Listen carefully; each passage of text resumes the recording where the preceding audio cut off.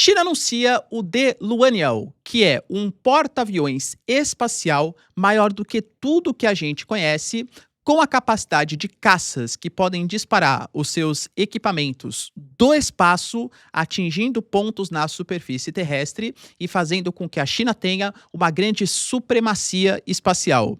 Parece coisa de cinema, mas juro pra vocês que é muito parecido com Star Wars. Será que a China, então, tem capacidade de lançar esse novo projeto espacial? Aliás, por que a China está fazendo isso, né? E além da concorrência pelo espaço geográfico terrestre, o domínio também do espaço.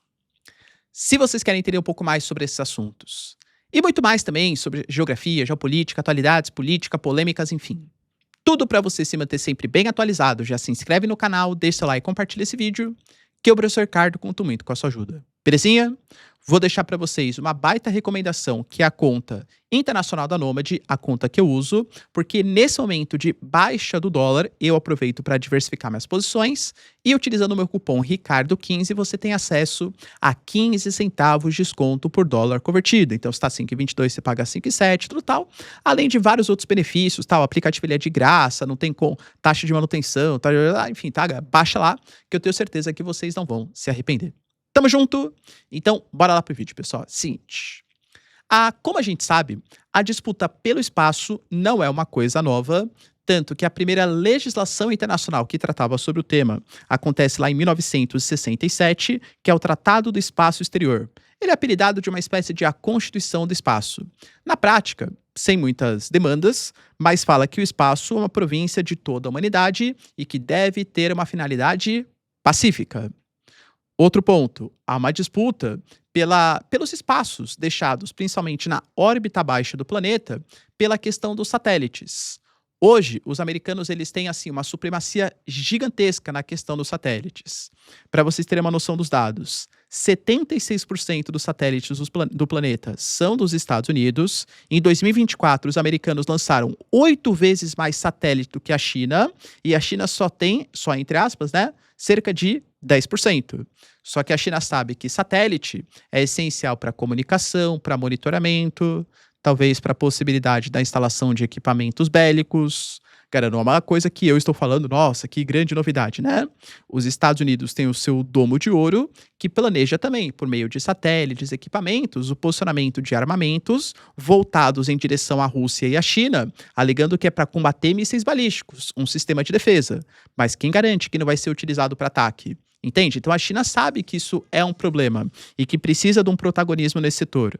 A China, por exemplo, anunciou um projeto que é uma mega constelação de satélites com 200 mil satélites em um futuro próximo, colocando inclusive que a Starlink é um grande problema. O Elon Musk recentemente ele baixou um pouco os seus satélites pelo seu congestionamento na órbita terrestre, e a China fala que os Estados Unidos não têm o direito de ficar monopolizando a órbita do planeta, que isso pertence a todos os países, e que se algum satélite atrapalhar os objetivos chineses, eles podem sim ser derrubados.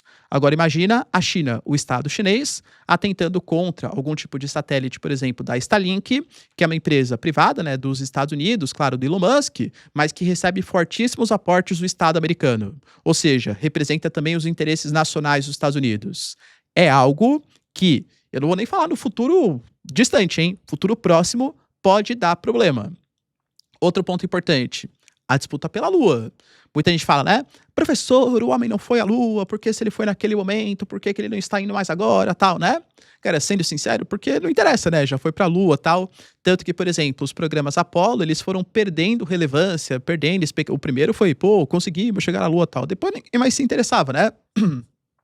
Pô, chegou na Lua, que legal. Gasta uma baita grana, tal, pra ninguém ligar.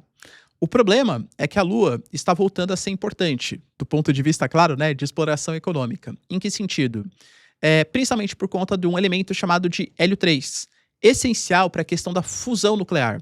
A China, que é com certeza o país mais avançado nesse processo, sabe que não é a fissão nuclear, hein? Porque a fissão nuclear já consegue ali ter um certo controle, que é a energia nuclear convencional que a gente conhece.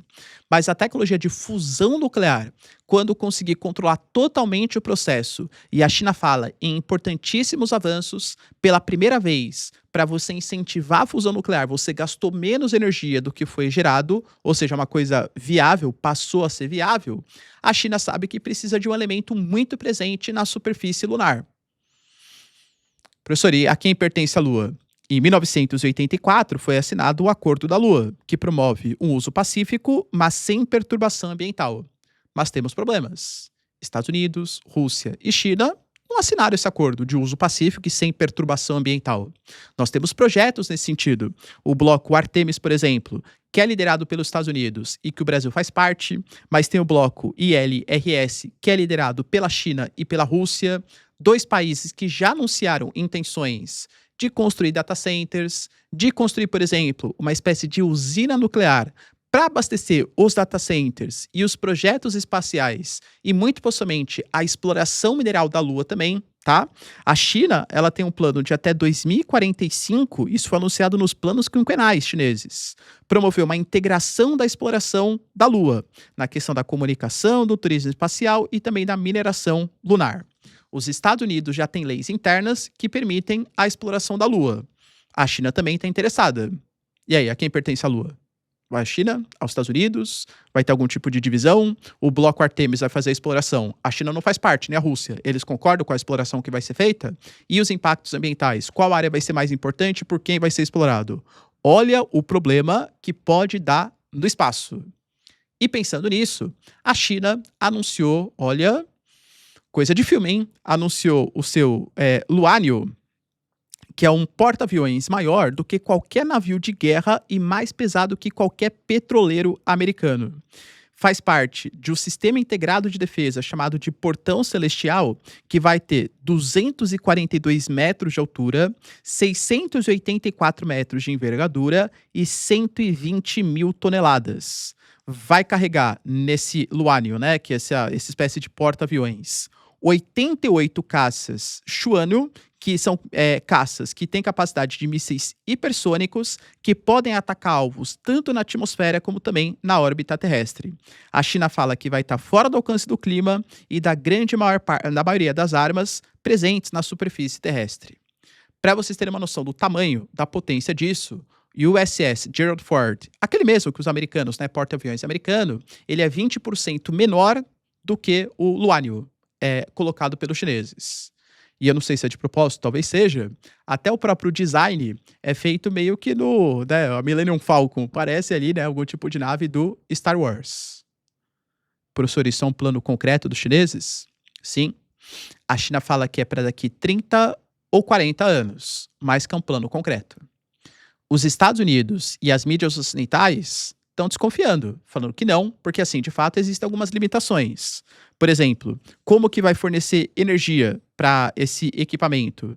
Vai ter algum sistema de propulsão e o resfriamento? Vai ter proteção contra detritos, por exemplo, espaciais? Cara, no Star Wars você não tem nenhum tipo de problema relacionado a isso, né? Mas na realidade existem esses problemas.